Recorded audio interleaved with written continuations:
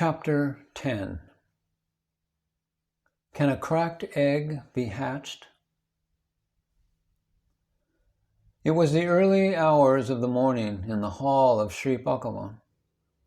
He had had his bath and now went to the farther end of the hall to take his towel that hung from a horizontally suspended bamboo, at one end of which a sparrow had built her nest and laid therein 3 or 4 eggs. In the process of taking his towel, Sri Bhagavan's hand came against the nest, which shook violently, so that one of the eggs dropped down. In this way, the egg was cracked. Sri Bhagavan was taken aback, aghast.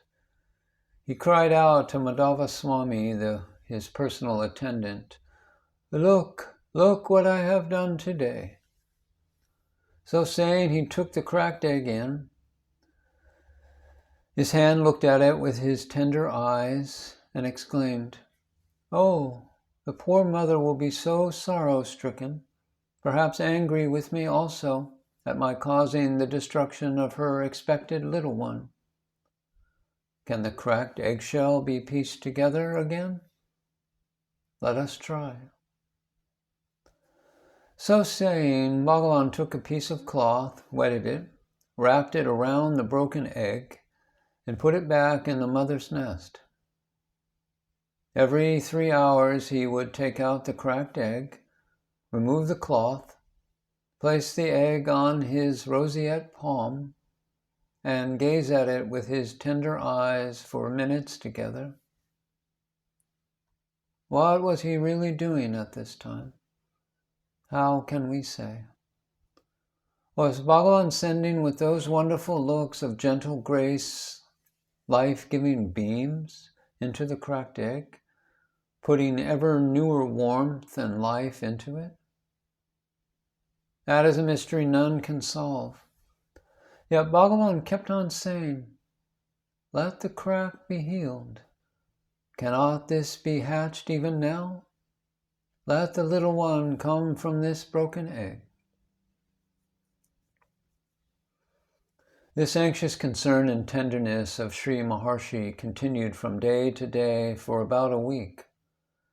So the fortunate egg lay in the nest with its wet bandage cloth, only to be fondled by Sri Maharshi with divine touch and benign look. On the 7th day, he takes out the egg, and with the astonishment of a schoolboy announces, "Look, what a wonder! The crack has closed, and so the mother will be happy and will hatch her egg after all. My God has freed me from the sin of causing the loss of a life. Let us wait patiently for the blessed young one to come out." A few more days passed, and at length one fine morning, Bhagavan found the eggs had been hatched, and the little bird had come out. With gleeful, smiling face, radiant with the usual light, Bhagavan took the child in his hand, caressed it with lips, stroking it with his soft hand, and passed it on for all the bystanders to admire. He received it back at last into his own hands, and is quite happy that one little germ of life has been able to evolve in spite of the unhappy accident to it in the embryo. Another wonder is that the bird understood enough to sit on the egg even after it had been handled by man.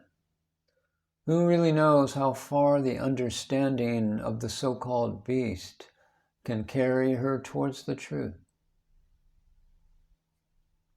But what concern for the meanest of creation! Is it not the heart of the real Buddha which shed first tears of anxiety at the crack in the eggshell, and then tears of joy at the birth of the newborn babe? Could the milk of kindness ever be seen or conceived that is sweeter than this?